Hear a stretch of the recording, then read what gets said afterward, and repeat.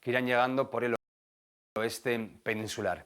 Y en Canarias, el polvo en suspensión seguirá entrando por la mitad oriental del archipiélago, dejando cielos más turbios e incluso algo más cubiertos puntualmente en puntos de Lanzarote y también de Fuerteventura. Así lo representamos en el mapa de símbolos, ya decimos, tiempo en general tranquilo en buena parte de España, soleado, algo de calima también entrando por el suroeste peninsular y con este tiempo más revuelto en zonas de Cataluña, en zonas también orientales del archipiélago balear, y en puntos del interior de Castellón, donde por la tarde estas tormentas pueden ser intensas, ir acompañadas también localmente de granizo, al igual que en zonas del norte de Cataluña. Las temperaturas subirán en gran parte del país, pero sí que bajarán en Canarias, sobre todo medianías, donde en algunos puntos pueden bajar incluso hasta 6 grados. Y esto hará que hablemos a mediodía de valores máximos cercanos a los 34 grados, por ejemplo, en Zaragoza, 30, en Valladolid, en Zamora, en Palma, 35. Por ejemplo, esperamos en Córdoba, en Sevilla, en Murcia y, como decíamos, con una bajada importante ya de las temperaturas máximas en el archipiélago canario.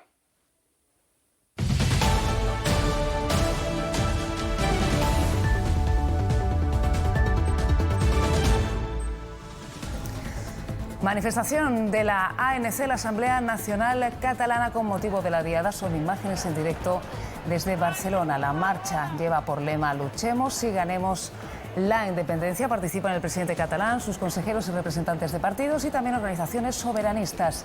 La manifestación discurre ahora mismo por la Vía Laietana y terminará frente a la estación de Francia con los discursos de los convocantes.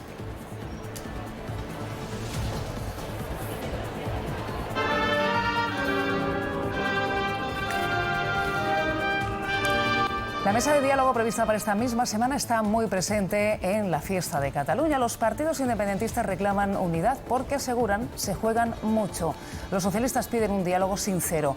Ni Vox ni Ciudadanos ni el Partido Popular han asistido a la tradicional ofrenda floral y han realizado actos por su cuenta. ¿Qué tal? Buenas tardes. Enseguida ampliamos con más datos, pero ahora nos vamos a ver la señal que nos llega en directo desde Pensilvania. Allí acaba de llegar el presidente de Estados Unidos, Joe Biden, para participar en el homenaje a los fallecidos del vuelo 93 de United Airlines que se estrelló, recordamos, en Shanksville.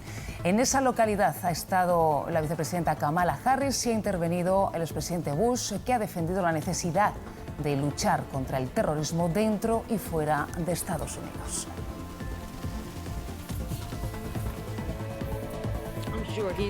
Y esta es la otra imagen que nos llega en directo desde Nueva York, donde desde hace más de 4 horas están leyendo los nombres de las víctimas y se han guardado 6 minutos de silencio, coincidiendo con los ataques de los aviones y el desplome de las 2 torres.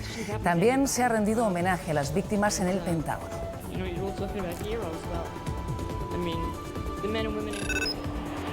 Continúa activo el incendio en la Sierra Bermeja, en la provincia de Málaga. Más de 1000 personas han tenido que ser desalojadas de sus casas y las hectáreas quemadas ascienden ya a 5000, con un perímetro de 41 kilómetros. El origen del fuego se considera intencionado porque en los 2 focos principales se han encontrado los mismos restos.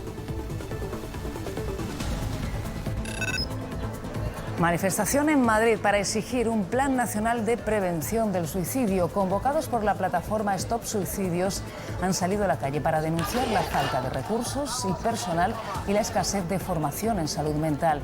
Además, la pandemia ha aumentado los factores de riesgo asociados al suicidio, especialmente entre los adolescentes.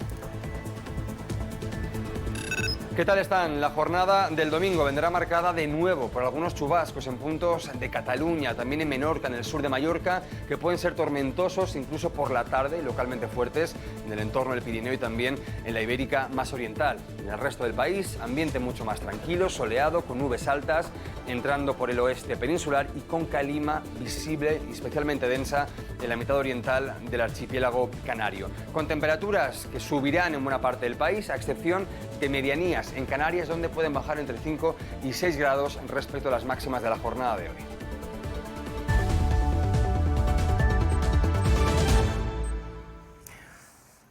Como les venimos contando a lo largo de toda la tarde, miles de personas participan a esta hora en la manifestación de la ANC, la Asamblea Nacional Catalana, incluido el presidente Pere Aragonés, a quien han pitado, por cierto, a su llegada a la manifestación. Una manifestación, Gemma Esteba, que avanza muy lentamente y sin incidentes.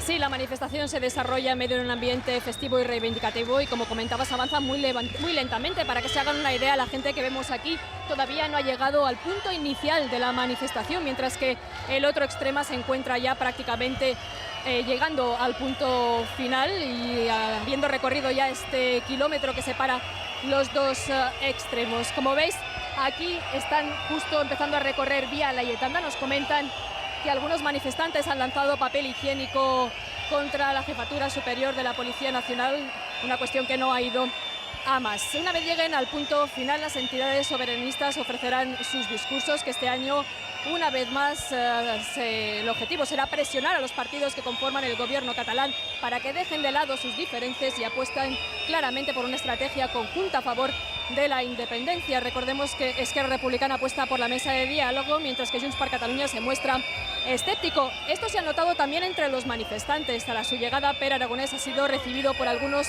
con gritos de president, mientras que otros le han llamado traidor. También a Oriol Junqueras y han abucheado a la delegación de Esquerra Republicana por su apuesta por la mesa de diálogo.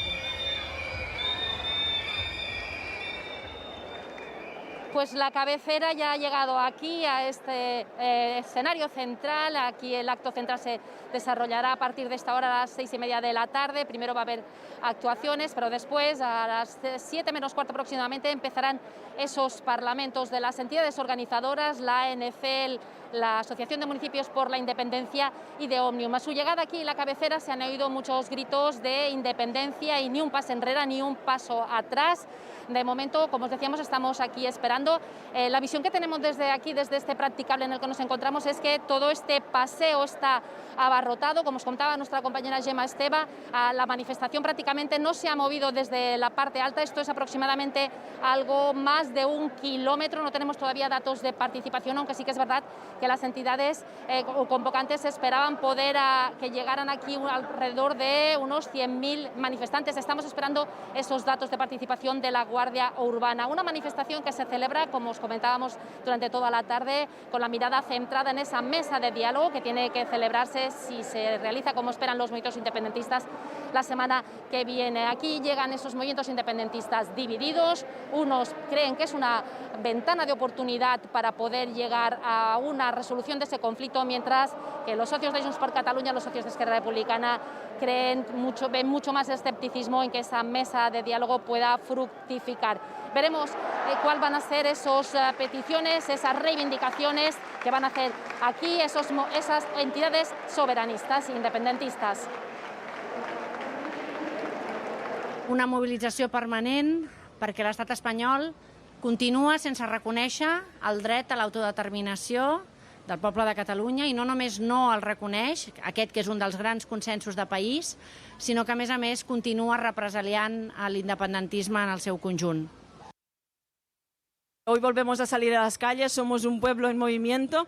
Hace muchos años que estamos luchando y trabajando para poder hacer real esta República Catalana, y en este sentido emplazamos a las fuerzas independentistas de Cataluña a unar fuerzas, a sumar justamente para aprovechar todas las oportunidades que tengamos adelante. El presidente de la Generalitat, Pere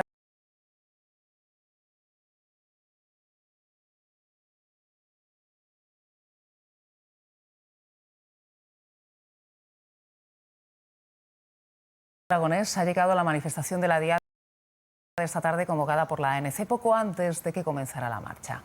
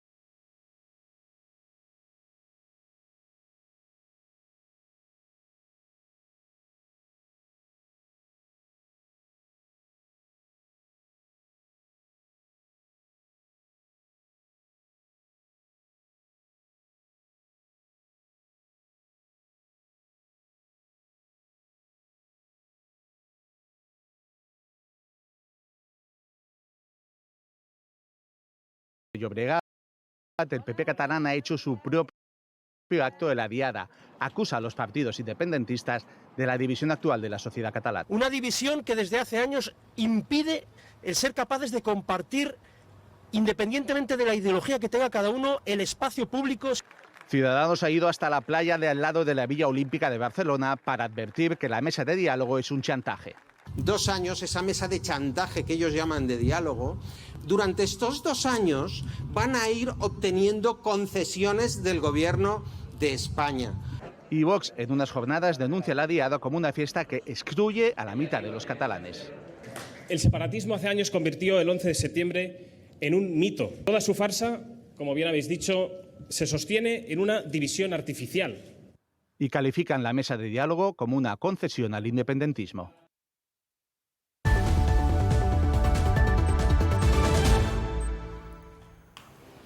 Whitfield West Jr. Continúan los actos conmemorativos del 20 aniversario del 11 de septiembre en Estados Unidos. Son imágenes en directo desde el memorial del 11S construido sobre el lugar que ocupaban las Torres Gemelas, donde se celebra un acto en memoria de las 2.983 personas que murieron en los 4 ataques terroristas coordinados contra las 2 torres del World Trade Center de Nueva York, el Pentágono y al estrellarse también un portaavión en las afueras de Shanksville, en Pensilvania. 19 terroristas, recordamos, pusieron en jaque a la primera potencia del mundo. Estas ceremonias se continúan leyendo y a veces también recordando algunas anécdotas, los nombres de todos los fallecidos en estos atentados. We love you and miss you so very much. Una solemne ceremonia celebrada en el lugar donde estaban las Torres Gemelas ha dado inicio en Nueva York a los actos de conmemoración. Junto a algunos de los familiares de cerca de las 3.000 víctimas han participado el presidente de Estados Unidos, Joe Biden, y la primera dama, la presidenta de la Cámara de Representantes del Congreso, Nancy Pelosi, y los expresidentes Barack Obama y Bill Clinton, junto a las exprimeras damas Michelle Obama y Hillary Clinton.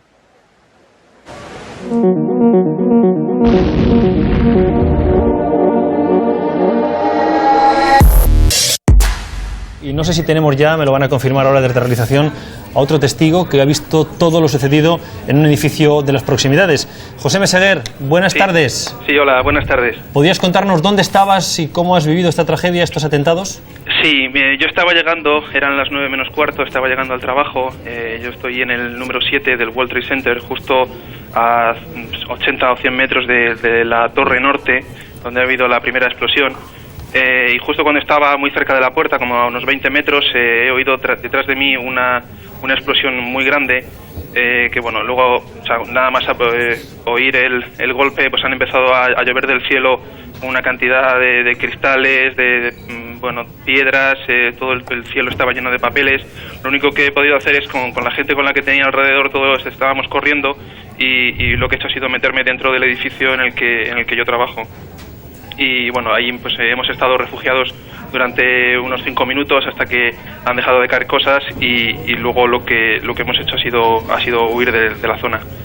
José, la pregunta que nos estamos haciendo todos y de la que nadie se atreve a darnos respuesta es ¿cuánta gente podría haber en esos momentos en el interior de las torres? Tú conoces la vía norteamericana, trabajas allí, llegabas al trabajo. Si tú ya estabas trabajando, acabo de pensar que los miles de personas que entran a trabajar con un horario similar al tuyo y las Torres Gemelas estarían ya dentro, ocupando sus puestos. Sí, es enorme. Yo hoy entraba a las 9, pero normalmente todo el mundo empieza a trabajar a las 8 de la mañana. Yo creo que estaba prácticamente lleno el edificio. Sí. Podemos estar hablando de decenas de miles de muertos. Posiblemente miles, sí. Uf. Gracias, José. Yo no sé si podrías contarnos algo más, cómo se está viviendo en estos momentos, yo no sé cómo se reacciona, cómo se puede reaccionar en momentos de máxima tensión, de máximo riesgo como el que tú has vivido, pero suponemos que es una experiencia inenarrable. Sí, mi única reacción ha sido correr todo lo que podía de la zona, sobre todo porque tenía miedo de que hubiera alguna bomba o algún segundo atentado, y bueno, he empezado a correr, y cuando he llegado a 5 o 6 manzanas del lugar, pues he visto cómo llegaba un segundo avión y se estrellaba contra la otra torre. La verdad es que fue espantoso. ¿No dabas crédito a lo que estabas viendo? No. No has vuelto a ver Totalmente increíble. La zona, no la estás viendo ahora, ¿no? No. Ya no me sabes fui a casa si ha quedado completamente derruido. No, ni siquiera llegué a ver cuando el edificio se derrumbó. Yo cuando vi aquello lo único que pensé es en irme de la zona porque no sabía hasta dónde podía llegar aquello. Has estado con otros estadounidenses, con otros neoyorquinos. ¿Hablan ya de alguna culpabilidad concreta? ¿Apuntan hacia alguien? Sí, por lo visto están apuntando hacia un grupo palestino terrorista y hay una persona que no recuerdo ahora mismo el nombre, creo que es el máximo terrorista internacional y enemigo número 1 de Estados Unidos, y dicen que es posiblemente la persona que está detrás de esto. ¿Hay alguna consigna de la policía o algo así? No, de momento no han dicho nada. Solamente, bueno, ahí están intentando salvar a las víctimas. Por la televisión no paran de pedir que todo el mundo vaya a donar sangre y bueno, simplemente es caos generalizado. José, ¿tienes familia? Sí. ¿Y cómo te has puesto en contacto con ellos? Porque lo primero que habrán pensado es ¿dónde está mi hijo, mi marido? Sí, mi mujer está aquí. La verdad es que bueno, la han llamado mis padres y los suyos y pues, se habían enterado de la noticia desde España. Yo aún no había podido encontrar ninguna cabina telefónica para poder llamarla y la verdad es que esos momentos han sido bastante duros. Han estado todos muy nerviosos, pero... Ya te ha visto, bueno. Ya te ha tocado, ha dicho, está bien. Sí. Una pregunta, José. Son las... ahí deben ser, digo yo, ¿no? Las en estos aquí momentos... son las 3 menos cuarto. 3 menos cuarto, que se va acercando ya la hora punta, ¿no? De la salida. ¿Los trabajos continúan normalmente o la gente ha dejado de ir al trabajo? No. Han evacuado prácticamente todos los edificios. De la zona, por supuesto, y de todos los bancos y de la zona financiera, todo está evacuado. Ya. ¿Y las calles? ¿Hay mucho tráfico? Sí, está todo colapsado, sobre todo en la zona centro y mucha gente por la calle. Bueno, cuando yo vine, ahora la verdad es que llevo ya como 3 o 4 horas en casa, pero cuando vine había muchísima gente por la calle en dirección norte. Por las informaciones de los helicópteros, de las emisoras que se dedican al tráfico, ¿hay mucho tráfico en dirección a los túneles y a los puentes? Sí, pero bueno, al parecer está todo cerrado. No se puede entrar en Manhattan. Creo que solamente están dejando salir de Manhattan y al parecer solamente hay un puente que está abierto, porque también temían que hubiera algún atentado contra los puentes también. Sí, pues entonces va a ser el gran atasco. El gran atasco. Ya el propio alcalde había pedido que la gente evacuara esa zona. Dime una cosa, José, a lo mejor sabes si hay algunos otros compatriotas que tenían su puesto de trabajo en alguna de las Torres Gemelas. Yo no conozco a nadie. ¿No sabes si había empresa española ni nadie más? No, allí básicamente lo que hay, bueno, aquello es muy grande, lo que hay incluso hoteles dentro de las torres, hay restaurantes... O sea, es un lugar también de peregrinación turística en Manhattan. Total, absolutamente, sí. José, yo me quedo, por desgracia, con un dato que tú nos has dado, que me sobrecoge personalmente, y supongo que a vosotros también, Matías y Jesús, que estaban trabajando ya, que el edificio estaba como un día con una ocupación muy alta, porque era horario de oficinas, y que la cifra de muertos, como decía el alcalde de Nueva York, va a ser terrorífica. Miles de muertos en esas 2 torres gemelas. Un ataque en toda regla contra Estados Unidos que va a tener probablemente respuesta inmediata y dura, porque lo va a exigir la opinión pública norteamericana. José, gracias por atendernos. Muy bien, a vosotros. Y bueno, pues va a ser una noche larga para todos los neoyorquinos. Sí. Que puedas descansar un rato. Gracias.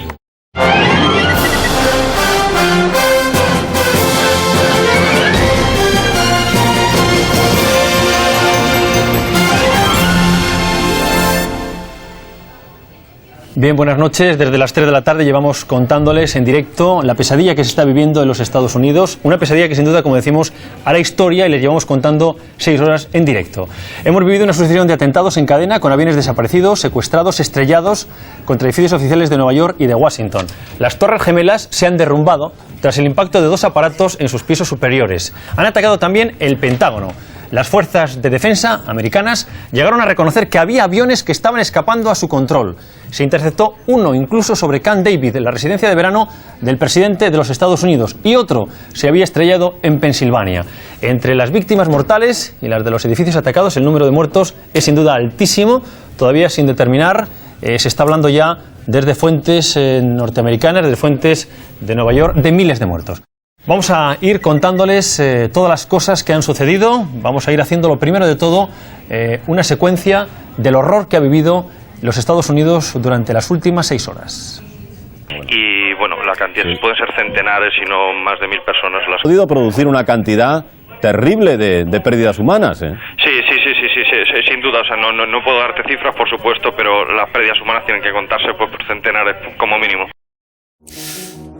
Entonces, casi 3.000 víctimas mortales en este ataque terrorista, combinado con 4 terroristas suicidas pilotando 4 aviones y que tenían como objetivo las 2 Torres Gemelas, el Pentágono y el Capitolio, es decir, los símbolos norteamericanos del poder económico, del poder militar, del poder político. Casi 3.000 víctimas y, Matías, lo que comentábamos antes, es que además cientos de policías, de bomberos, de agentes que participaron en las tareas de rescate murieron meses después por las partículas tóxicas que desprendieron las Torres Gemelas. Es que dejaron 25.000 heridos. Y es verdad, la cifra de víctimas fue ascendiendo. Ahora, cuando he podido ver alguna imagen, ves llegar a los bomberos, a los sanitarios, a los policías, rumbo a la torre. Hay que intentar subir. ¿Viste sus caras? Sabían que estaban en un riesgo de muerte brutal. Y todos cumplieron con lo que se les había pedido. Este programa, de todas maneras, Matías, es también un homenaje a aquellos hombres, a aquellos policías de Nueva York, bomberos de Nueva York, agentes de diferentes agencias federales que se jugaron la vida, que dejaron su vida allí en el intento de rescate, en el día más oscuro, decía Di Blasio, que también fue alcalde de Nueva York, de esta ciudad que es algo así como la capital del mundo. Por cierto, vosotros, casi 7 horas que hoy estamos viviendo casi en tiempo real, casi 7 horas sin publicidad, seguidas. Una cadena comercial, que vivimos precisamente de eso, ¿no? Pues habrá que reconocérselo. No quisieron cortar. Teníamos unos cuantos bloques, tú figúrate, durante toda una tarde habitual en nuestra cadena. No quisieron cortar. Y no hizo falta hacer ninguna gestión. Hubo el juicio suficiente para saber que aquella historia tenía que ser ofrecida a los espectadores de manera continua.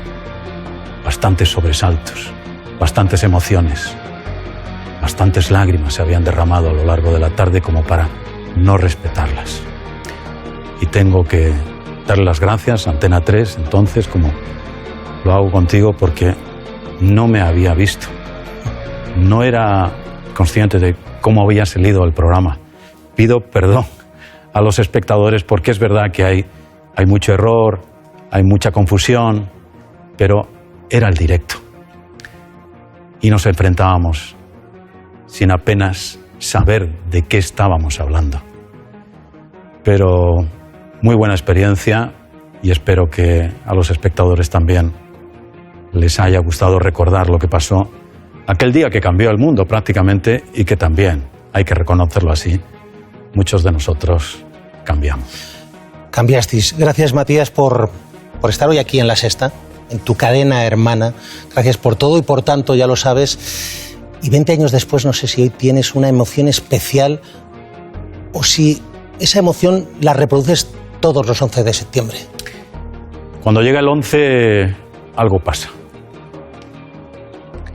Pero yo creo que es fundamentalmente al escuchar a una persona, a Ricardo. Es que estuvimos mano a mano durante todas esas horas. Tenía 35 años cuando hicimos aquella transmisión y 3 años después murió abatido por una bala en Haití. Y yo creo que todos los 11 de septiembre es un homenaje a Ricardo Ortega y a su memoria y a su trayectoria. Y también es un homenaje a todo un equipo, porque no hay éxitos individuales si no hay primero un éxito colectivo, un éxito de equipo.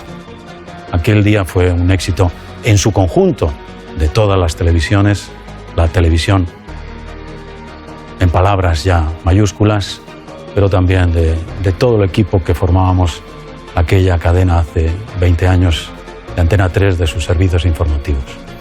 Gracias de verdad, Gabaro. Gracias de corazón, Matías. A vosotros. Inolvidable, Ricardo Ortega. Sí. Seguimos ahora. Seguimos con una sexta columna especial. Afganistán. De aquel 11 de septiembre que acabamos de vivir, que estamos viviendo, a estos lodos. A estos lodos que de nuevo sitúan a ese país, Afganistán, bajo el fanático yugo talibán. Todo 20 años después.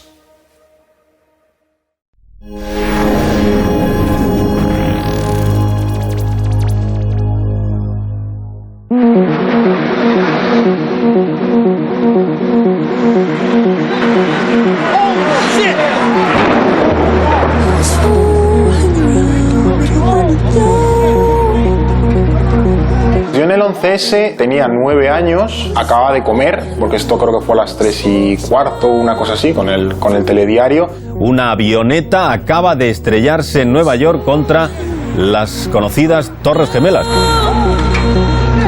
Recuerdo que había regresado a casa para comer y cuando me estaba preparando la comida vi en la televisión el segundo avión que impactaba contra la segunda torre gemela. Ha impactado en la otra torre. Dios santo, es otro avión, parece, el que se ha estrellado en la otra torre. El primero era simplemente que había humo en una torre, pero el impacto del segundo avión sí que recuerdo verlo. Yo estaba, perdón, pero estaba durmiendo la siesta. ¿Y quién no se acuerda dónde está el 11 de septiembre? Yo creo que todo el mundo lo sabe.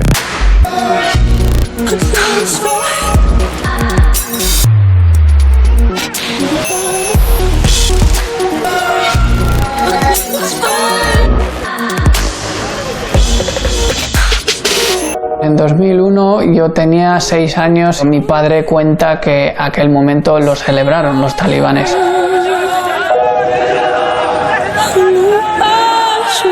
Por primera vez se vio que Estados Unidos, la gran potencia mundial, podía ser atacado y en su propio territorio. Y además con algo tan que nunca se esperaba que podría ser un arma, que es un avión. Hace 20 años el mundo cambió. Al-Qaeda, la banda terrorista liderada por Bin Laden, atacó a Estados Unidos. Mataron a 3.000 personas. Y mientras Nueva York se llenaba de escombros y de polvo, los ojos de todo el mundo se dio la vuelta a mirar para Afganistán. The Taliban regime in Afghanistan.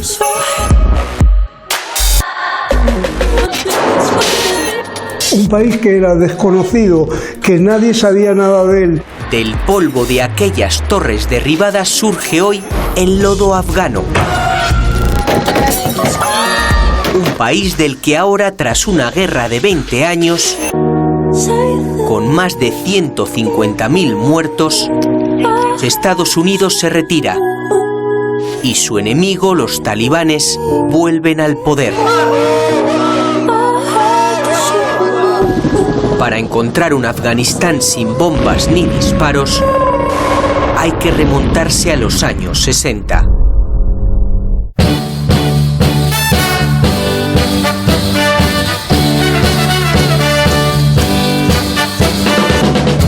President Kennedy greets King Mohammed Zahir and Queen Humaira of Afghanistan.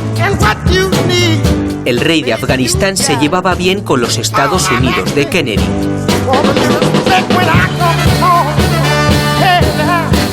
En aquella época las mujeres no estaban obligadas a llevar velo y mucho menos burka, empezando por la reina, que asistía a desfiles de moda. Como los hombres, ellas también podían estudiar y trabajar. Era un Afganistán aparentemente moderno y pacífico, pero la Guerra Fría jugó en su contra. La URSS lo que intentaba es que Afganistán fuera la 17ª República Soviética. La Unión Soviética empezó a apoyar a partidos comunistas en Afganistán. Tras un golpe de Estado, el país se convirtió en una versión islámica de una república soviética.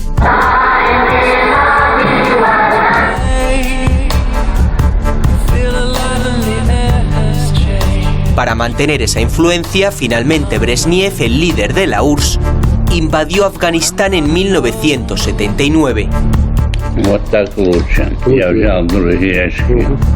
Ese mismo año, en su discurso de Año Nuevo y con sus sentidos poco afinados por el alcohol,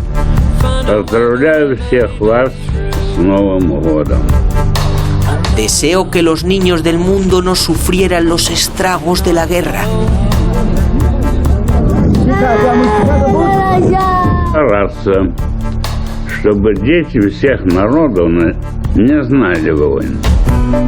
Pero la URSS plagó a Afganistán de soldados y armas, lanzando minas como esta para engañar a los niños. Doy Main.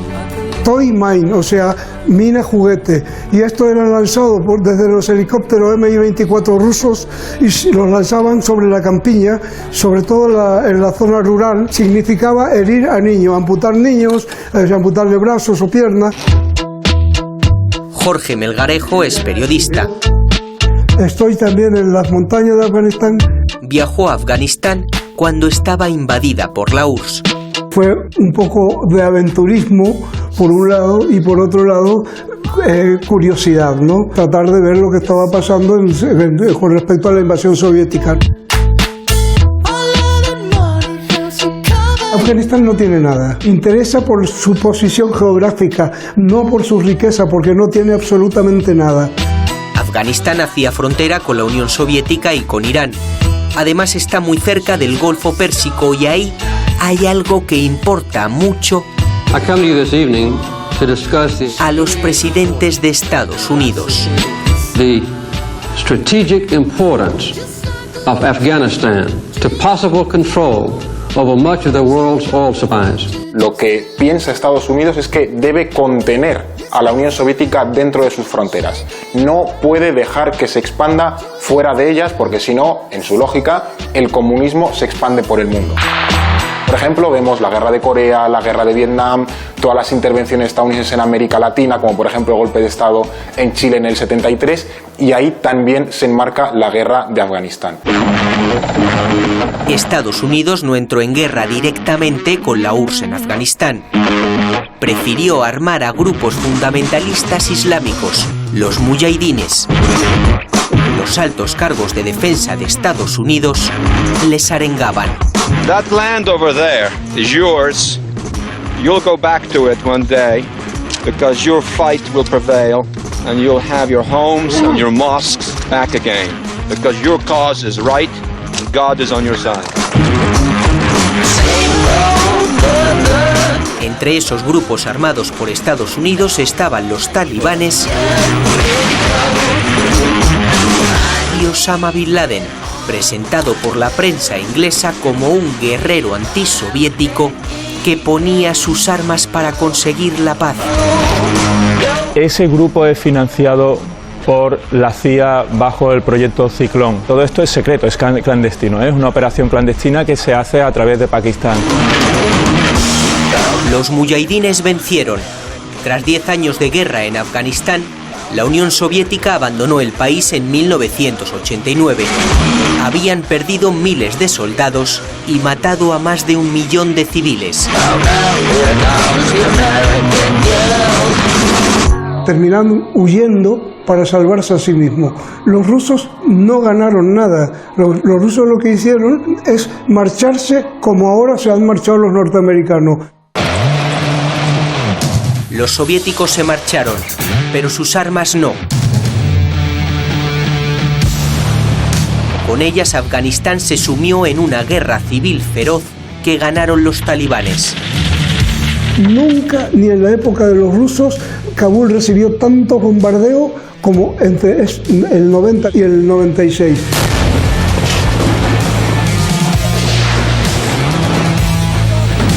Una pelea terrible entre los grupos de mujahidines.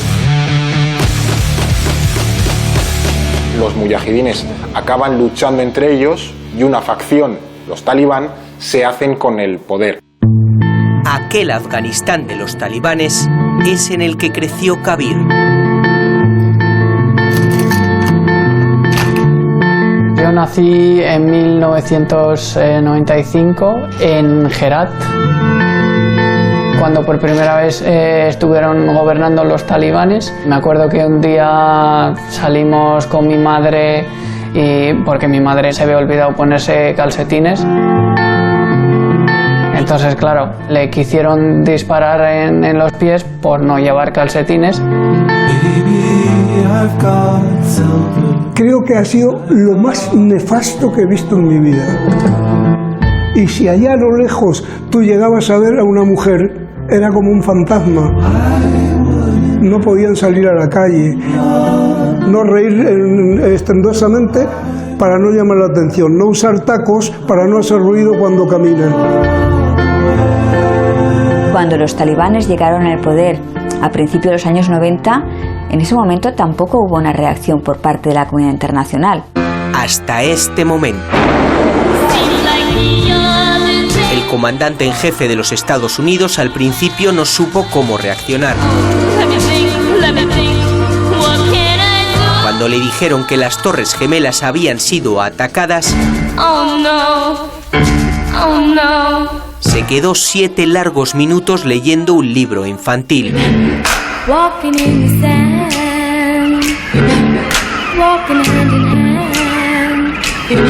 Días después, Bush decidió ir a la caza de Bin Laden. Bush se negó a negociar con los talibanes porque él consideraba que Osama Bin Laden era culpable y que no necesitaba un juicio. Los talibanes nunca lo hubieran entregado porque era, digamos, su benefactor, porque Bin Laden había dado ingente cantidad de dinero al grupo. Como los talibanes no lo entregaban, Bush inició su guerra contra el terrorismo. At 12:01 this morning, a major thrust of our war on terrorism. Entonces ya había otros líderes que le habían comprado el mensaje. We try and shut down this evil of mass terrorism right around the world. Se trata de evitar que en el futuro puedan producirse ataques terroristas en cualquier país. El problema es que esa lógica les llevó a una especie de carrera frenética, porque después de Al-Qaeda y el régimen de los talibán llegaría en 2003 la invasión de Irak, con esas famosas armas de destrucción masiva que no existían, y luego también tentaciones, pues eso, con Irán, con Corea del Norte, con Siria, con Libia.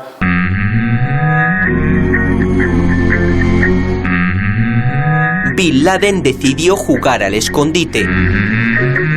Y los aliados de Estados Unidos no daban con él ni bajo tierra, ni entre las piedras de los montes, ni entre sus amigotes.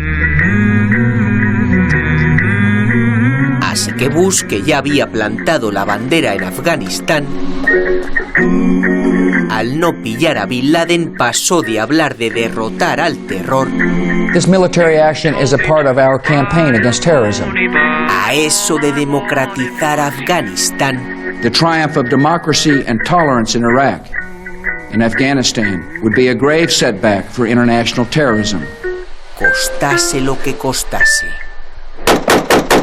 No es que Estados Unidos fuera para ayudar a los afganos, eso no es verdad. Fueron porque querían también tapar un poco la barbaridad que había pasado con las Torres Gemelas, y atrapar a Bin Laden era muy rentable políticamente. El mandato de las Naciones Unidas es claro. Muchos países fueron allí con la intención de generar desarrollo y oportunidades. El problema es que Estados Unidos mandaba toda la operación y su objetivo no estaba alineado con eso que buscaban los países que vivían por mandato de Naciones Unidas. Ellos querían destruir Al-Qaeda y buscar su seguridad. Y llegó un punto en el que el interés de la comunidad internacional por hacer de Afganistán un sitio más próspero, seguro y estable no casaba con el de Estados Unidos.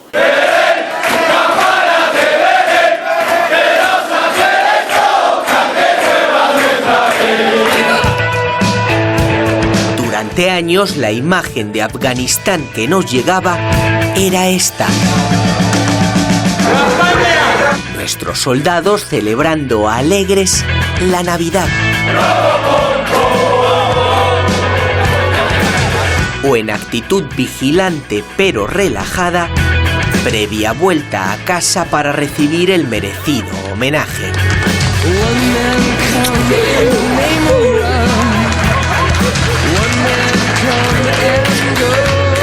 Esa visión amable de aquella guerra era alimentada por los líderes patrios, para quienes Afganistán era una misión de paz. Misiones de mantenimiento de la paz. Estamos escribiendo la palabra paz. Con toques humanitarios. Misión humanitaria en Afganistán. España viene desempeñando un papel crucial. De estabilización o de ayuda humanitaria. En el desarrollo de esa misión humanitaria. Rodríguez Zapatero siempre vendió que íbamos en misión humanitaria. Las tropas españolas podían ir en misión humanitaria, pero en Afganistán continuaba habiendo una guerra. Los talibanes enseguida ganaron fuerza de nuevo y por tanto había un conflicto abierto en Afganistán. Para llevar la paz, la esperanza, la libertad y la seguridad. tú puedes ir en misión humanitaria, pero si te atacan tendrás que responder. Y sí, los talibanes atacaban y mucho.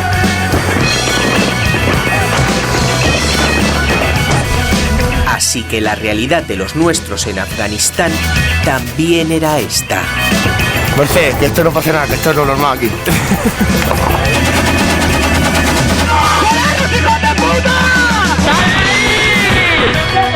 ¡Amiga!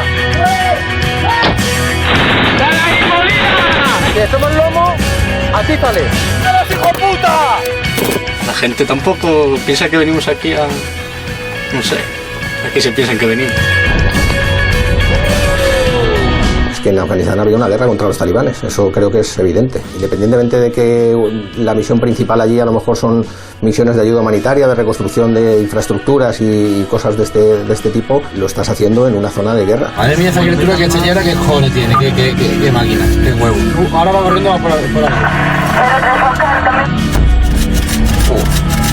Yo siempre pongo el mismo ejemplo, un periodista que va allí va a ejercer su profesión de periodismo, pero lo hace en la guerra. Carlos se puso las botas para ir a Afganistán.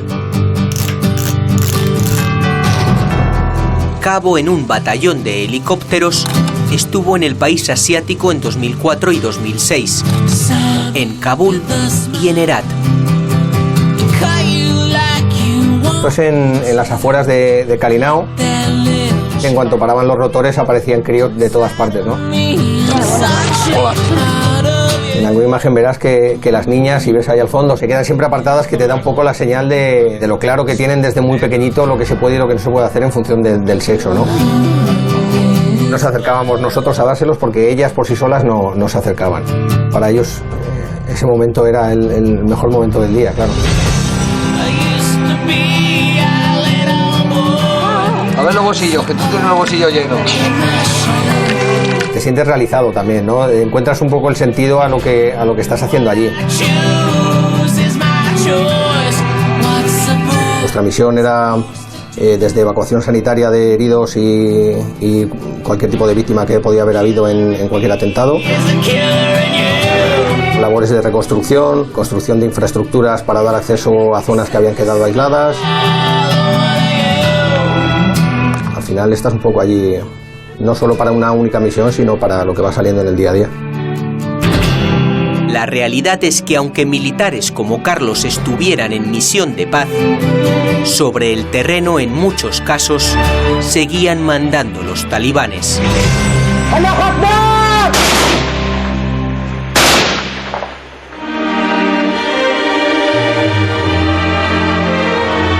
Cuando nosotros llegamos e hicimos los primeros vuelos por encima del núcleo urbano de lo que es la ciudad de Kabul, una cosa que nos llamaba mucho la atención era que había infinidad de cometas súper altas, ¿no? Y entre nosotros comentábamos que nos sorprendía, ¿no? que allí hubiese tanta afición a las cometas, ¿no? Nos llamaba la atención. En contra de lo que pensábamos no es que hubiese afición, sino que lo que hacían eran poner verdaderos enjambres de cometas con hilo de pescar o un hilo resistente con intención de que se enrollasen, como veis, en los rotores de cola principalmente, para evitar que los helicópteros sobrevolasen las zonas en las que ellos no querían que volásemos por encima de ellas. Como Carlos, más de 27.000 soldados españoles han pasado por Afganistán. España ha gastado más de 3.600 millones de euros en las operaciones que sepamos. Podría ser algo más a juzgar por documentos como este. Un informe desclasificado por Estados Unidos, gracias al cual sabemos que en 2003, gobernando Aznar, sin pasar por el Congreso, España envió 17.000 toneladas de material bélico a Afganistán, incluyendo 100 tanques. En cuestiones de defensa, España en muchos aspectos todavía tiene lagunas bastante serias o carencias bastante serias en materia de transparencia.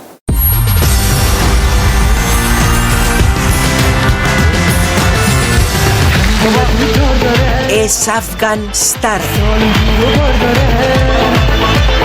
un concurso made in Afganistán, todo un símbolo de ese Afganistán democrático y algo modernizado que pudo ser y no fue. El problema es que durante los últimos 20 años los talibanes han seguido imponiendo sus leyes en buena parte del país.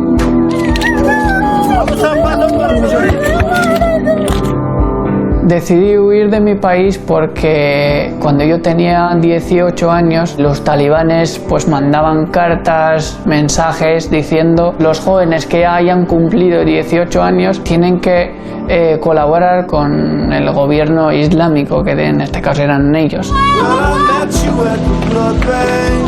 De esta forma acogían a gente, les enseñaban a luchar, les enseñaban, bueno, en fin, les enseñaban a cómo matar.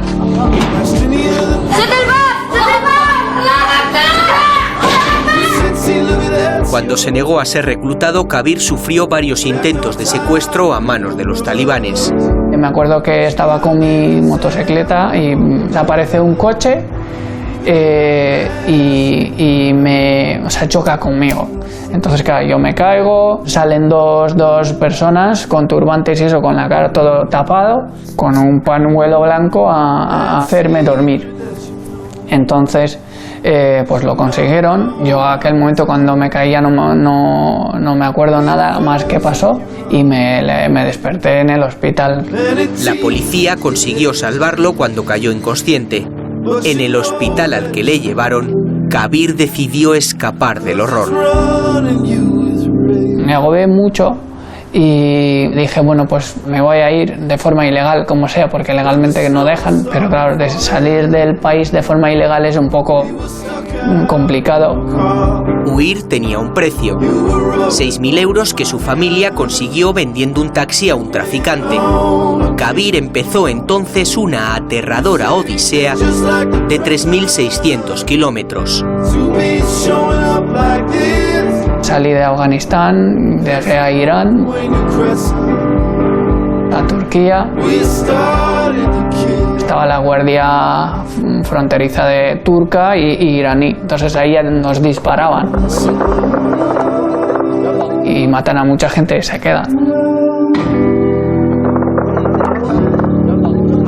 Pasamos este camino tan peligroso y llegamos a Estambul. Estuvimos un mes en Estambul para que el traficante pueda conseguir esta posibilidad de trasladarnos a una zona que está cerca de la frontera de Grecia.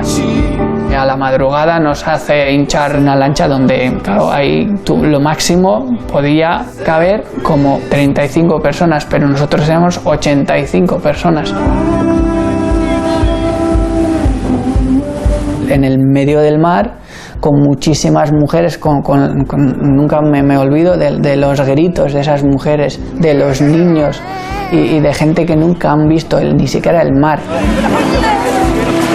El agua entraba, salía y era un momento súper, no sé, caótico ver a las mujeres, a los niños y a mí que no sabía ni nadar. Yo me ahogo aquí fijo.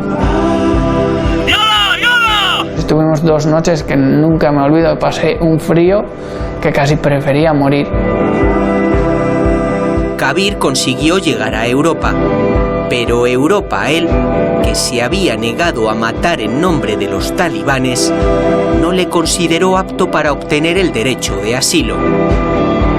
Me denegaron el asilo en 2017 por primera vez. Durante este proceso conocí a mi mujer, a Gloria. ¿Qué tal, Gloria? Bien, muy bien. Muy bien. Su matrimonio con Gloria llevó a Kabir hasta Irún, en Euskadi. Se ha integrado plenamente y ha vivido como siempre quiso. Pero su familia seguía en Afganistán. Conozco a mucha gente, tengo muchos amigos. Lo que yo quería era vivir en paz y con seguridad. En la crisis de 2015, la del Egeo, los afganos eran una de las nacionalidades más presentes en ese fenómeno migratorio. Inicialmente la mayoría de refugiados se concentraron en Irán y Pakistán y en la actualidad continúa siendo lo mismo. La mayoría de refugiados se concentran en Irán y en Pakistán, aunque a nosotros nos parecen que vienen muchos refugiados a Europa. Mónica Bernabé es periodista. Ha vivido en Afganistán 8 años. Ha sido testigo de la crueldad a la que es sometida la mujer afgana. En Afganistán es tradición que los hombres paguen una dote por la mujer con la que se quieren casar. Esa dote a veces llega a los 3.000 euros y eso explica que muchas familias casen a sus hijas cuando aún son niñas, simplemente para conseguir el dinero. Muchas han querido suicidarse quemándose a lo bonzo para huir del maltrato y las violaciones continuadas de sus maridos. Yo me he encontrado muchos casos de chicas que conocen a su marido el día de la boda. Antes no le han visto la cara ni tan siquiera en fotografía. Y lógicamente se espera que la mujer mantenga relaciones sexuales la noche de bodas, porque se quiere comprobar que la mujer es virgen.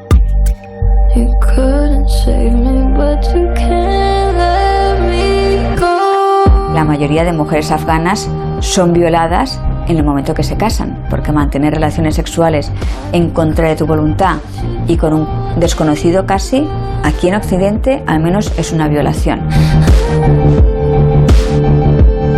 En Afganistán durante 20 años, donde no mandaban los talibanes, también regían las misóginas costumbres de venerables ancianos como este. Es un señor de la guerra transformado en demócrata de toda la vida. Cuando Mónica le pregunta por sus supuestos crímenes de guerra, cometidos en los 90, primero le quita el micrófono y luego responde con mofa.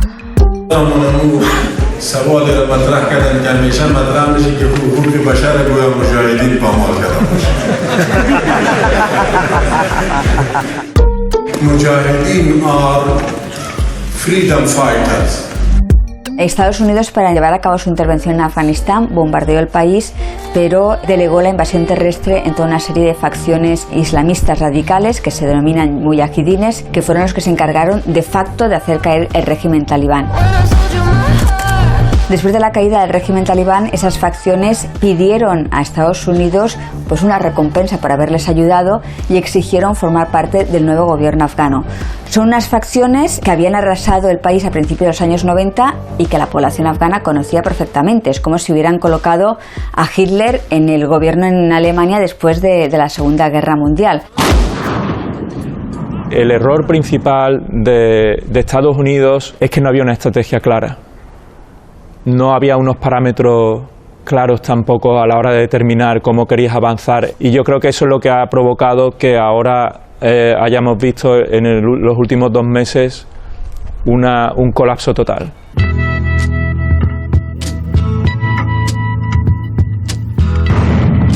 Bombas.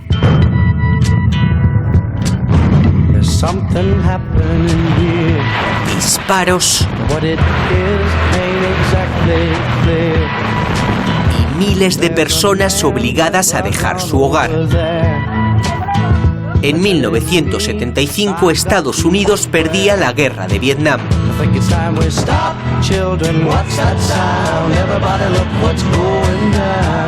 Saigón cayó. Y diplomáticos y trabajadores norteamericanos tuvieron que ser rescatados en helicóptero mientras se amontonaban en el tejado de unos apartamentos. Do you see any parallels between this withdrawal and what happened in Vietnam with some people feeling None whatsoever. Zero. Biden dijo, esto no es Saigón. No será, pero se parece bastante. Solo un mes después de que Joe Biden lo negara, los helicópteros sobrevolaban el cielo de Kabul. Iban a rescatar al personal de las embajadas. Las fotos que Biden aseguró no repetir se calcaban 4 décadas después. Y las imágenes de civiles desesperados por abandonar el país también.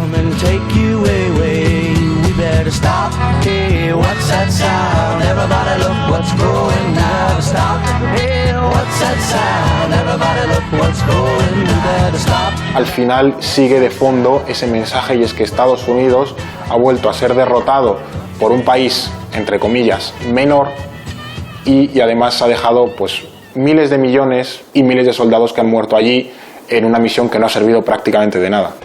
En abril, Estados Unidos había anunciado que sus soldados volvían a casa. It's time to end America's longest war. It's time for American troops to come home. Los talibanes empezaron a conquistar territorios rápidamente. Así, hace menos de un mes, el terror llegaba al pueblo de Kabir. Yo aquí estaba súper preocupado, es que no podía ni dormir. Me mandaba mi hermano vídeos, se oía disparos alrededor de casa. Y mi madre y mis hermanas estaban ahí asustadas, llorando y decían, ¿ahora qué hacemos? ¿A dónde vamos a escapar?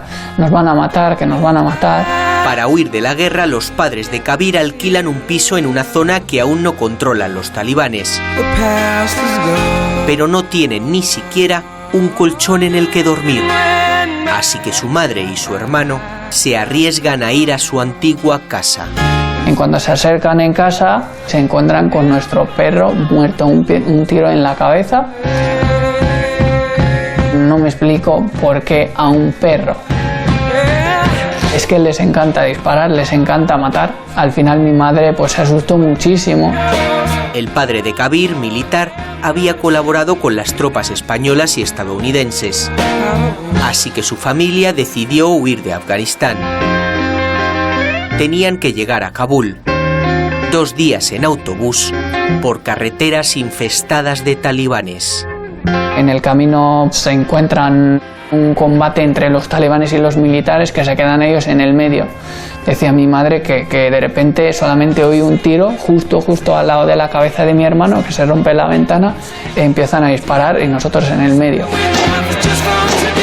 Decía, no sabía qué hacer en este momento, a quién coger, a mis hermanas pequeñas, a mi hermano que estaba dormido encima de sus brazos. Hace menos de un mes la familia de Kabir consigue llegar a Kabul, pero no hay manera de hacerse con unos pasaportes. Pocos días después el presidente afgano huye y los talibanes toman la capital, ocupan el palacio presidencial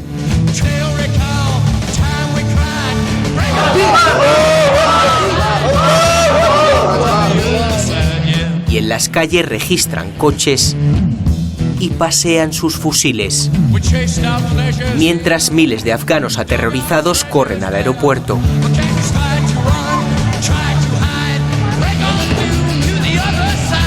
Desesperados ocupan las pistas para intentar alcanzar un avión, aún a riesgo de morir intentándolo. Cuando aparecieron las imágenes de la gente todos agarrándose a las ruedas del avión, poniéndose en la pista del aterrizaje y eso, mi padre dijo, haz algo, por favor. Se quedaron, en una situación desesperada.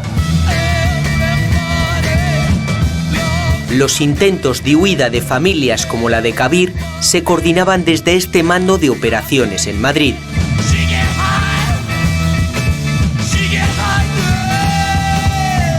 Hoy el coronel Álvarez Planelles camina por sus pasillos. Hace 2 semanas estaba en Kabul, dirigiendo la evacuación de los refugiados afganos. En un principio se empezó diciendo que vinieran, pues tú vente mañana, tú vente pasado, tú vente el otro.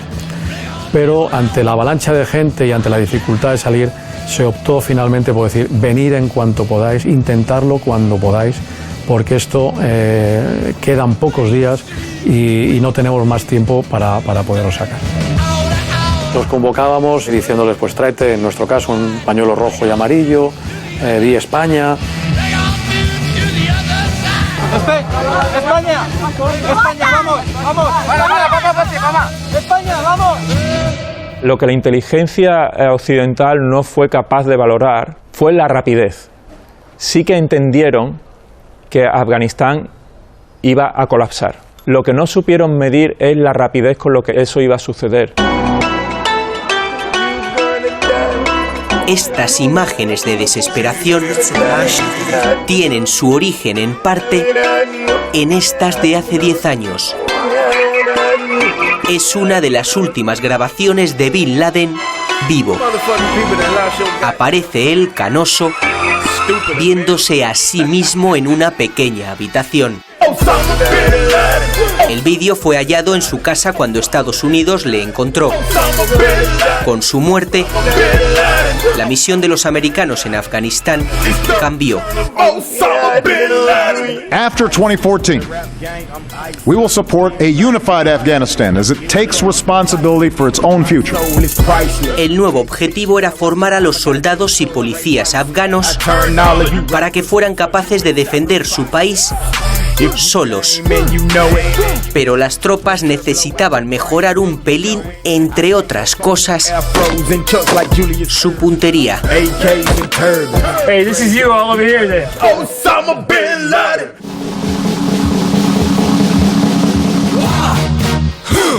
Mónica Bernabé fue testigo de los esfuerzos de los militares extranjeros por entrenarlas. Había soldados motivados, había soldados que te reconocían que ellos estaban allí por el dinero. Irreverentes, críticos, inesperados. Cristina, Iñaki. Más vale tarde, de lunes a viernes a las 5:15 en las...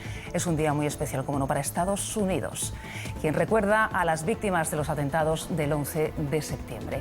Joe Biden preside, acompañado de Obama y de Clinton, una ceremonia en la que se leen los nombres de las víctimas y se guarda silencio, coincidiendo con las horas exactas en las que se produjo cada uno de los ataques. En el Pentágono y en Pensilvania hay también actos en memoria de los 2.983 fallecidos en estos atentados.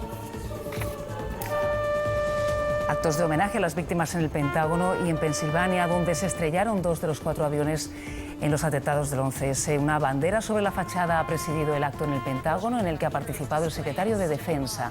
En la localidad de Shanksville, Pensilvania, ha estado la vicepresidenta Kamala Harris y ha intervenido el expresidente George Bush, que ha defendido la necesidad de luchar contra el terrorismo dentro y fuera del país.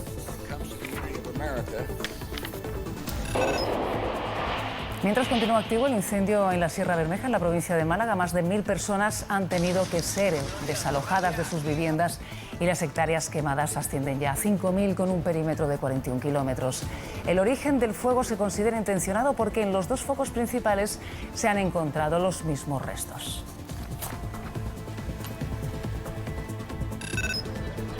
Manifestación en Madrid para exigir un plan nacional de prevención del suicidio. Convocados por la plataforma Stop Suicidios, han salido a la calle para denunciar la falta de recursos y personal y la escasez de formación en salud mental. Además, la pandemia ha aumentado los factores de riesgo asociados al suicidio, especialmente entre los jóvenes.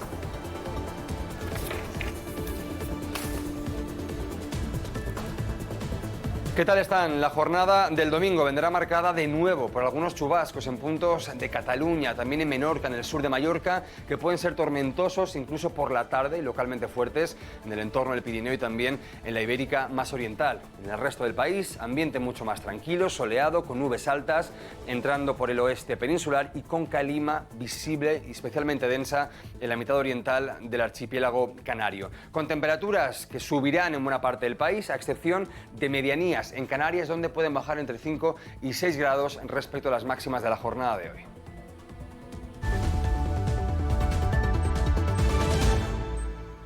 Como les venimos contando a lo largo de toda esta tarde, manifestación de la Asamblea Nacional Catalana en la Diada para pedir unidad de cara a la mesa de diálogo con el Estado, ya que los partidos soberanistas llegan con diferentes puntos de vista. Chesca Campoy, los discursos acaban de determinar cuál ha sido el mensaje. Cuéntanos.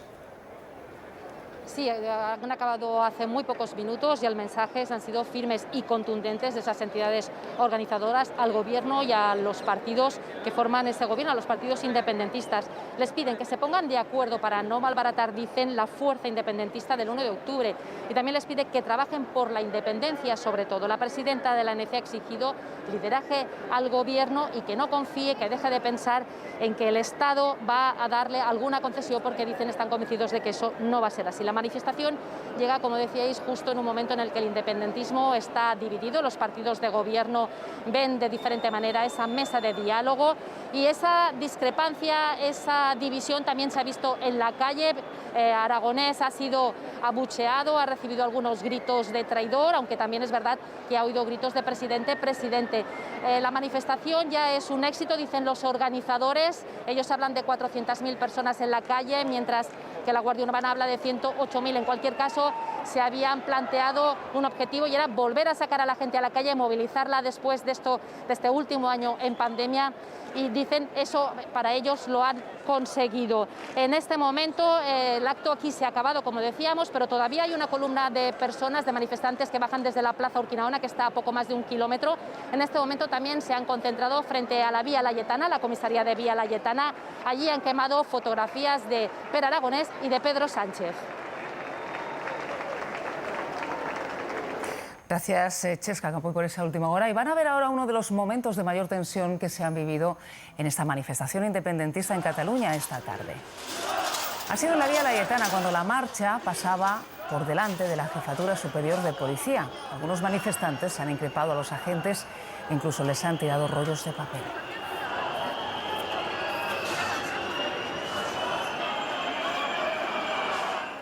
El presidente de la Generalitat, Pere Aragonés, ha llegado a la manifestación de la Diada convocada por la ANC poco antes de que comenzara la marcha y ha sido recibido con gritos de presidente, presidente, aunque también ha habido algunos pitidos y abucheos dirigidos a él y al líder de Esquerra, Oriol Junqueras.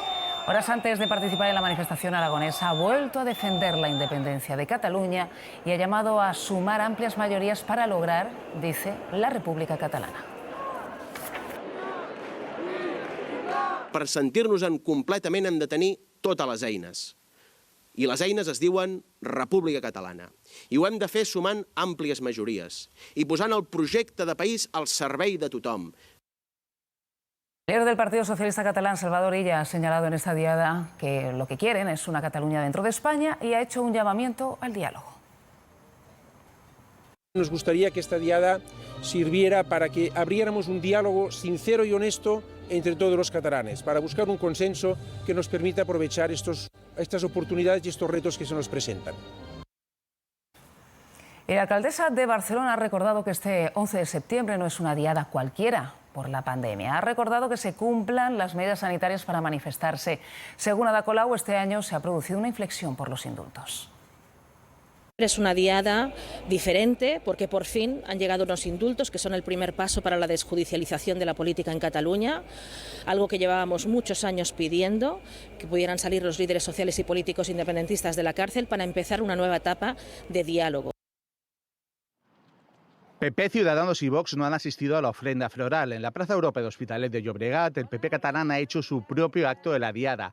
Acusa a los partidos independentistas de la división actual de la sociedad catalana. Una división que desde hace años impide el ser capaces de compartir, independientemente de la ideología que tenga cada uno, el espacio público. Ciudadanos ha ido hasta la playa de al lado de la Villa Olímpica de Barcelona para advertir que la mesa de diálogo es un chantaje. 2 años, esa mesa de chantaje que ellos llaman de diálogo, durante estos 2 años van a ir obteniendo concesiones del gobierno de España. Y Vox, en unas jornadas, denuncia la diada como una fiesta que excluye a la mitad de los catalanes. El separatismo hace años convirtió el 11 de septiembre en un mito. Toda su farsa, como bien habéis dicho, se sostiene en una división artificial. Y califican la mesa de diálogo como una concesión al independentismo.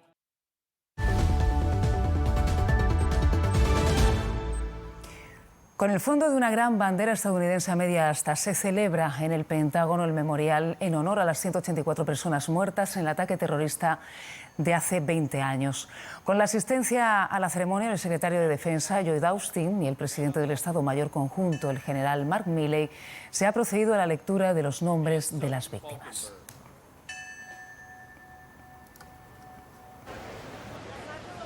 Una solemne ceremonia celebrada en el lugar donde estaban las Torres Gemelas ha dado inicio en Nueva York a los actos de conmemoración.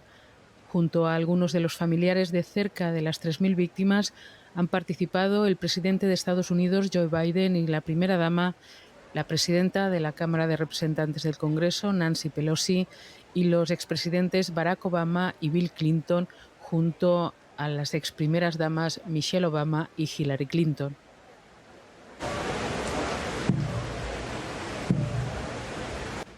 Representantes de los servicios de emergencia han portado la bandera estadounidense. Después, el coro Young People de Nueva York ha entonado el himno nacional. Oh, say, can you see my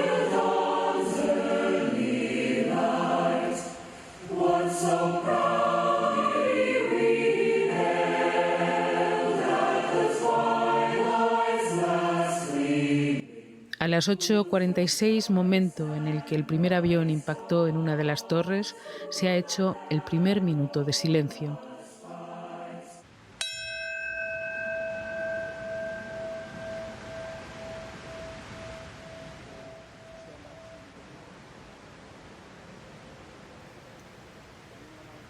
El padre de una de las azafatas que volaba en él ha pronunciado un corto discurso que ha marcado el inicio de la lectura de los nombres de las víctimas.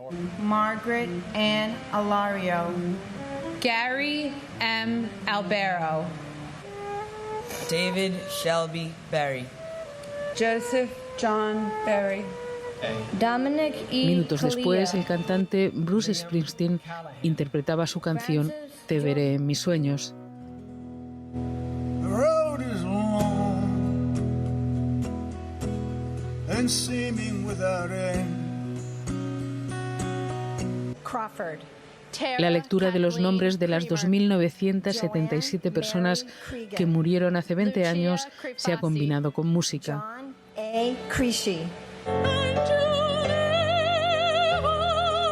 La campana ha marcado los minutos de silencio en el momento de cada uno de los impactos de los aviones. Además de recordar a las víctimas de hace 20 años, Nueva York reivindica la capacidad de resiliencia de sus habitantes. Gary J. Frank. Morton H. Frank. Acto de homenaje también en Shanksville, en Pensilvania, donde el presidente Joe Biden y su esposa han llegado hace un rato y han realizado una ofrenda de flores. En un campo cercano impactó el cuarto avión del vuelo 93 de United Airlines, en el que fallecieron 40 personas tras el intento de los pasajeros de tomar el control del aparato. Como en Nueva York y Washington se han leído los nombres de los casi 3.000 fallecidos en los atentados, incluidas 6 víctimas que murieron en 1993 contra el World Trade Center. En el acto han participado la vicepresidenta Kamala Harris y George Bush, presidente del país, cuando tuvieron lugar los atentados. Ambos han apelado a la unidad. That leaves us worried about our nation. These Americans were brave, strong, and united in ways that shocked the terrorists, but should not surprise any of us. This is the nation we know. September 11th, 2001, we were all reminded that unity is possible in America. It is essential to our shared prosperity, to our national security, and to our standing in the world. El expresidente Donald Trump no va a participar en ningún acto de conmemoración oficial y en un vídeo con motivo del 20 aniversario del 11S ha denunciado la incompetencia del presidente Biden, asegurando que la gestión de la retirada de Afganistán lo ha hecho pasar por idiota. En el vídeo, Trump ha rendido homenaje a la valentía de bomberos, policías y socorristas y ha dicho que era un momento triste para el país. También ha lamentado la muerte de 13 soldados en el atentado del aeropuerto de Kabul durante la evacuación. And leaders who truly didn't understand the leader of our country was made to look like a fool, and that can never be allowed to happen. This is the 20th year of this war and should have been a year of victory and honor and strength. Instead, Joe Biden and his inept administration surrendered in defeat. Mientras los homenajes se repiten en otros lugares del mundo, en el castillo de Windsor, por ejemplo, residencia de la familia real británica, ha comenzado ya la ceremonia en recuerdo del 11S, de esos atentados en los que murieron 67 británicos, que están entre las casi 3.000 víctimas mortales por nacionalidad, el número más alto después, lógicamente, de los estadounidenses. Tanto la reina Isabel II como el primer ministro británico, Boris Johnson, han hecho públicos su recuerdo a las víctimas y su decisión de proseguir la lucha contra la amenaza terrorista. Los militares estadounidenses los regañaban como si fueran niños, ¿no? De colócate el casco bien puesto, átate los cordones de las botas, pues no, eran cosas así. De aquellos momentos esperpénticos que Mónica grabó con su cámara, nos quedamos con 3. La hora del té, no te pases al enemigo y quien roba a un ladrón. En la hora del té, este comandante americano le explica al jefe de la policía afgana ¿Dónde están las tropas que le ayudarán en su lucha contra los talibanes? Pero su alumno tiene otros planes más relajantes. I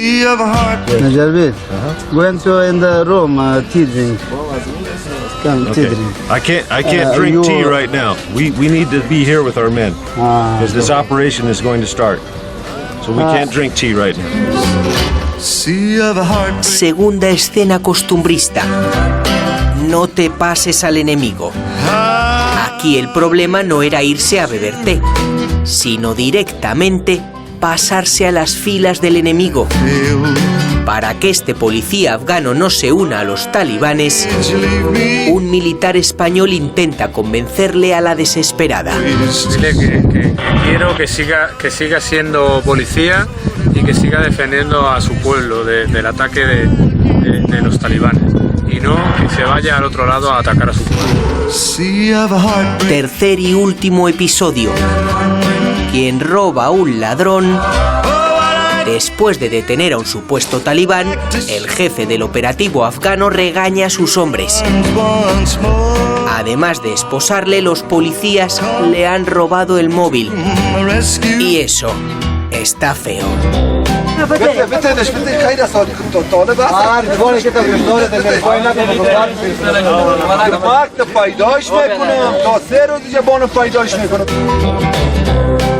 La cultura es diferente y eso también se nota a la hora de estar integrado en las filas del ejército. Pero bueno, nosotros tratábamos de enseñarle los valores básicos de cualquier ejército, basados en la disciplina y en la satisfacción del deber cumplido.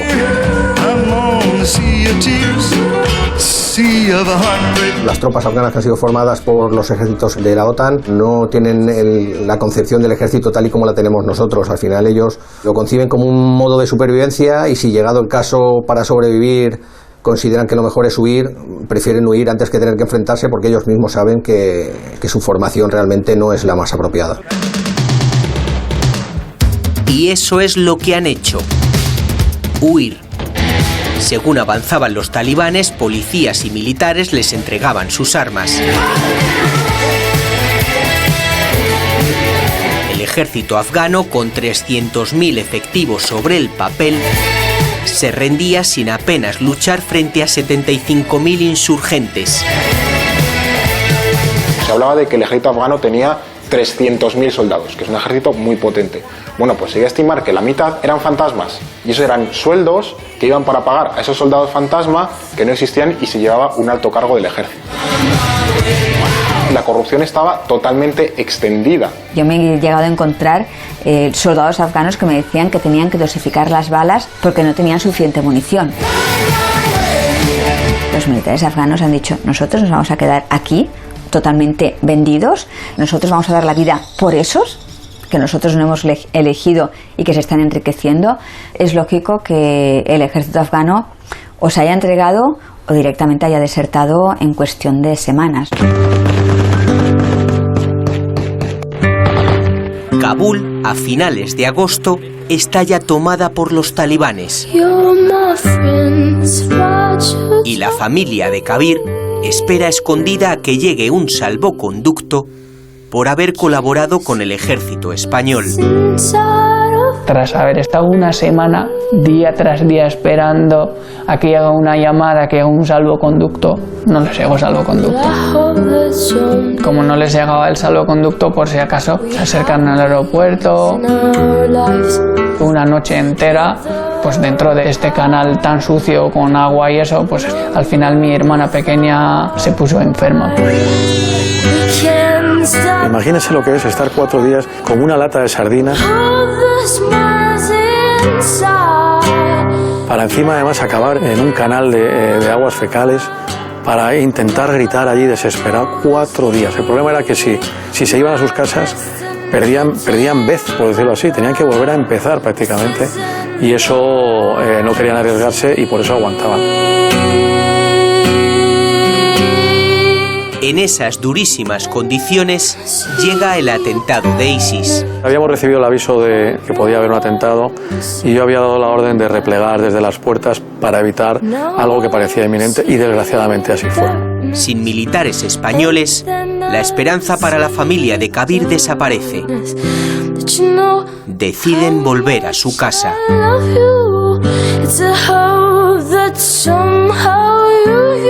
Mi padre se quedó súper decepcionado. Me dijo que no quiero poner riesgo pues, a toda la familia Kabir. Aquí va a haber un jaleo y que hubo y ahora hasta ahora mismo sigue siendo que se están tirando cohetes y todo. Entonces dijo que nos vamos a ir, lo siento. A miles de kilómetros un angustiado Kabir no se rinde. Tiene que traer como sea a su familia y en un último intento desesperado atraviesa toda la península hasta aquí, la base hispano-estadounidense de Rota.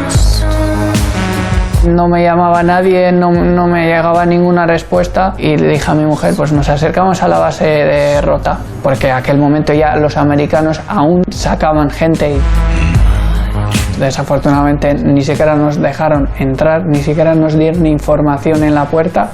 Su familia está hoy escondida en Afganistán. Apenas puede saber de ellos. Aquí dice que él lleva mucho tiempo en casa. Acceder a internet en Afganistán le resulta muy difícil y esperar una respuesta se convierte muchas veces en una tortura. Cuando puedan encienden los datos y me mandan un audio. Así nos comunicamos. Kabir tiene miedo por el destino de los suyos. De hecho, no quiere enseñar ninguna foto para que no se les pueda identificar. Sabe que sobre todo su padre corre peligro. Es militar y el riesgo corre en cualquier momento, que se metan en casa y que le maten ahí en casa.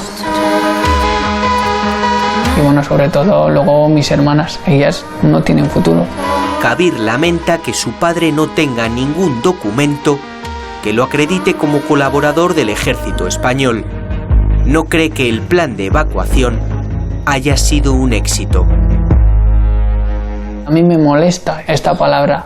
Esto es una falta de respeto. Entiendo que hayan hecho un esfuerzo grande, pero dejar a mucha gente que en los malos momentos colaboró con el ejército español y dejarles ahí ahora mismo que necesitan su ayuda, esto no es un éxito.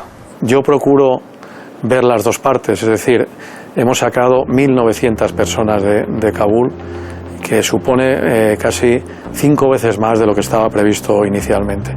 Tengo la parte agria, evidentemente, de saber que se ha quedado gente atrás, pero desgraciadamente no podíamos hacer más. No se dio suficiente importancia al riesgo que las personas que habían colaborado con extranjeros corrían y hemos esperado a última hora a evacuar a toda esa gente y el resultado es que no ha habido tiempo a evacuar a todas estas personas. La familia de Kabir, como miles de afganos, se plantea una última opción: abandonar el país por tierra. Según ACNUR, desde principios de este año hay 500.000 de desplazados a países vecinos como Irán o Pakistán. Y calcula que antes de acabar, otro 500.000 intentará buscar refugio huyendo de los talibanes. A mí no me vale decir, hemos traído a no sé cuántas personas y me doy aplauso yo. Quedan 35 millones de personas y lo que hay que hacer es ayudarles a ellos y ver cómo se sale de este entuerto en el que nos han metido. Afganistán está en un ángulo muerto de la historia y de la geografía, entonces ahora mismo ningún país tiene ningún interés en salvar a esa gente. Y nosotros nos vamos a olvidar de ellos en semanas o meses, como lo hicimos con otras tantas crisis y otras tantas nacionalidades.